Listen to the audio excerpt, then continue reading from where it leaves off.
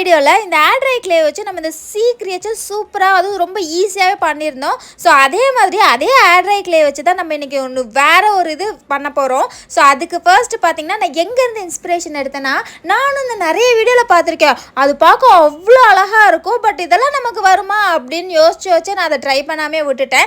But இந்த time try பண்ணி ஆகணும் அப்படின்னு சொல்லிட்டு நான் இங்கே என்ன பண்ணேன்னு பார்த்தீங்கன்னா, ஒன்றும் இல்லைங்க, இந்த ஃப்ளார் பண்ணுவாங்கல்ல அந்த ஃப்ளாருக்கு தான் நான் வந்துட்டு இங்கே ட்ரை பண்ணேன். ஸோ ஃபர்ஸ்ட் நான் இங்கே வந்துட்டு ஆக்சுவலி பேக்ரவுண்டாக நிறைய டைப்ஸில் ட்ரை பண்ணேன். பட் இந்த இது வந்துட்டு எனக்கு சூப்பராக இருந்துச்சு. ப்ளஸ் பண்ணுறதுக்கு ரொம்ப ஈஸியாக இருந்துச்சு. ஸோ என்ன பண்ணேன்னா, சும்மா இந்த ஸ்மால் ரவுண்டாக எடுத்துகிட்டு அதுலேயே வந்துட்டு இந்த ஸ்டிக்கு கொடுத்துருந்தாங்க.